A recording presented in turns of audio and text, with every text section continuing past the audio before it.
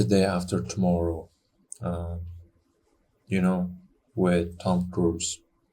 But I didn't know if the aliens in that movie, if they were eating people or not.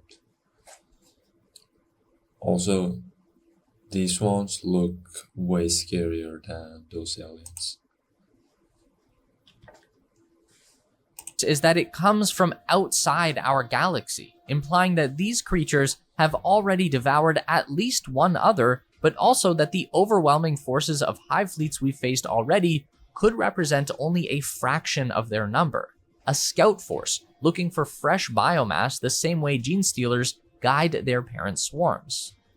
Across the many threats to life in 40K, it can be difficult to say which faction represents the most pressing danger, but in the face of the Tyranids, the answer becomes very clear. If the peoples of the galaxy can't learn to work together, the Great Devourer will have the ultimate victory. The next title is Orcs. The warlike orcs are easily another one of these potentially galaxy-destroying threats, or they would be if they ever united. The average orc Yeah, boy these is guys a are large, meaty really slab fun. of muscle with green skin and large tusks. Starting out, they normally stand at least a head taller than even the tallest human, but continually grow over the course of their lives according to their importance in their warband. So, while orcs tend to lead short, violent lives, those that can survive longer than a couple of battles tend to grow to truly monstrous sizes, with stories from the Great Crusade reporting powerful orc war bosses the size of multi-story buildings. The orcs and their subspecies, like Gretchen, Snotlings, and Squigs, are a species of sentient or nearly sentient fungi, multiplying by way of spores that disperse when an orc dies. This method of reproduction not only makes a greenskin infestation hard to stamp out, but also explains why they easily outnumber every other race in the galaxy. And those I also heard that they used to be smarter and even bigger in the past, and something changed and they became smaller and kind of dumb. And I don't know exactly what event caused this. numbers come into play quite a bit, with gatherings of orcs creating a low-level psychic field that only their shamans and weird boys can seem to take advantage of. For an orc, powerful belief literally makes things happen, leading to impossible machinery and surgeries to actually work when used or done to an orc. Adding to that, individual orcs are some of the hardest creatures to kill in existence, able to shrug off shockingly extreme injuries to keep fighting, which is their favorite pastime. As we mentioned earlier, orc society is balanced through pure violence. The more successful an individual orc is, the bigger they grow, the more violence they can carry out, and on until someone larger comes along and stops the train. An orc is constantly fending off challenges to their authority, but once they get truly massive, they basically can't be stopped. This also holds true on the large scale with warbands and clans forming behind large successful bosses, eventually leading to a WoW, the orc version of a crusade, which spreads a wave of peak orc violence across whole sectors of space in search of a good scrap. The orc gods are similarly vicious, with Gork being cunning and brutal, while Mork is brutal yet cunning. We're sure this won't surprise you at this point, but the orcs frequently fight over which god is best, while also mistaking them for each other. Where the orcs came from, no one knows. Orc legend says that they were created by a lost subspecies called the Brain Boys, who engineered them to be the meanest and greenest. But a greater likelihood would be that they were created by the Old Ones as either a hardy construction force or as a last-ditch effort to win the war in heaven against the That's Necrons what I and their heard Catan too. patrons. But their constant need to fight is actually why they're not likely to ever become a larger threat than the Tyranids, Necrons, or the forces of chaos. Orcs love fighting so much that they're constantly fighting each other, smashing themselves into many smaller empires, all fighting themselves and anything else that happens to get within Crumpin distance. We have very little recorded lore from the beginning of our galaxy's history, but what we do know for sure is that it was dominated largely by two of the very first sentient races, the immortal, all-powerful Old Ones and the Necrontyr. Living in some of the most hostile areas of space, the Necrontyr led very short, painful lives, plagued by heavy radiation and solar winds. Every new system they spread to seemed to have the same problems. It was said that Necrontyr cities were built to be mausoleums, with larger and more grand homes being built for the dead than there were for the living. With this sort of grim life comes two things: strife and bitterness. Seeking to end the pain, the Necrontyr asked the Old Ones for help and were denied. The two races had been feuding for territory since they had encountered one another, and it had led to what the Necrontyr felt was an unfair advantage for the seemingly godlike Old Ones. This is how the war in heaven began, and almost immediately, the Old Ones had the upper hand. They were masters of not only technology like the webway, which allowed them to quickly and safely travel the galaxy, but they had access to psychic powers fueled by the warp. Within a few short centuries of fighting, the Necrontyr had been pushed back to their radiation-blasted homeworlds and forgotten. It was in this despair and anger that the Catan found them. Beings who fed on the very stars themselves, these parasitic creatures had power and knowledge of advanced technology that could even the playing field and allow the Necrontyr to take their revenge on the Old Ones. All they had to do was transfer themselves from their weak, fleshy bodies and into ones made of glorious living metal. But this was a trick, played on them by the Catan known as the Deceiver. As soon as the rites of biotransference began, it was clear they had been played, as the Necrontyr traded their souls for the chance to live forever, and the Catan absorbed the cast-off life essence to grow much stronger. Only the strongest were even able to keep their minds intact, and even then, some were already losing their sense of individuality. The Catan were now too strong to even consider rebelling against, and so the Necrontyr instead decided to finish the Old Ones and bide their time. They had become the Necrons.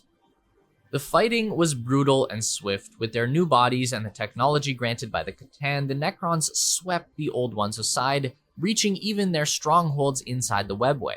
Stars were collapsed and whole systems razed before the war in heaven was won for the Necrons. And it's here that they chose to turn on the Catan, tearing them apart while the star gods were distracted with the recent victory. Once this was done, the Necrons saw that the creations of the Old Ones, the Eldari and the Orcs, among many others, were growing more numerous and would one day beat them with sheer numbers, and so they chose to retreat deep under the surface of their worlds and sleep the millennia away. And the galaxy they came back to in the 41st millennia was one of turmoil and strife, with the creations of the Old Ones vying for control, while monsters from the Sea of Souls threatened to destroy reality itself. Sleep could no longer be justified. The Necron would have to clean up this mess once and for all. From the oldest race to the youngest, the Tau burst onto the galactic scene in early M41. This young race of territorial aliens have become known for their bold use of advanced technology and the speed at which they adapt to new. I've also heard about these guys, and I think they are much more peaceful and not as dark and bad as people and other factions, right? And I also heard that because of that reason, because of they are not that violent, many people don't like them because they're not dark enough and violent enough for the Situations. Originally discovered by an Imperial survey team in the 35th millennium, the Tau were simple hunter-gatherers who hadn't yet formed societies. Soon after, a warp storm cut off their planet from further Imperial meddling, and by the time it had cleared, over 6,000 years later, the Tau had advanced to a fully interplanetary species capable of challenging the Imperium on the battlefield. The Tau are people marked by distinct biological differences according to the conditions they evolved in. During the early part of their history, Tau from the plains were particularly aggressive, while the Tau from the mountains evolved slender bodies, hollow bones, and flaps of skin so they could glide. This rapid change in physical attributes led to large-scale war during their Black Powder era, a time they called the Montau. It was then that the first ethereals appeared. The ethereals had an uncanny ability to calm those around them, a quiet authority that seemed to compel other Tau to listen and overcome their differences. Imperial scientists suspect this effect is a low-level psychic field, or perhaps a trick using pheromones, but whatever the source of this ability, the ethereals not only stopped the wars from ravaging Tau society, but quickly reordered it into what we see today, a rigid caste-based civilization where each member knows their place and works towards the greater good. Once unified, the Tau began to rapidly expand through their local star system and then beyond. Even though they didn't have the ability to travel faster than light or through the warp, they encountered several alien species during their first expansion, absorbing most of them into their empire, similarly to how colonization was achieved on Terra in the 20th century. Most new species were seemingly happy to join the empire, but not everyone. The Orcs were the most notable exception, and it was in their fighting with the Greenskins that the Tau honed their skills in warfare. Then came the first fights with the behemoth that is the Imperium of Man. Fighting during the Damocles Crusade showed the Tau that they were hopelessly outmatched by the gargantuan scale of the Imperium, but they were able to fight them on the small scale, and so when they were saved from the full might of the Imperial war machine by the Tyranid invasion on Macra, the Tau took advantage of the lull in fighting to expand again.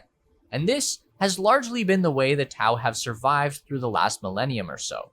They are a very adaptable people and are able to spot opportunities at a moment's notice. It also doesn't hurt that the Imperium keeps getting into huge fights with other galactic threats, so they can never really seem to pay attention to the little blue aliens.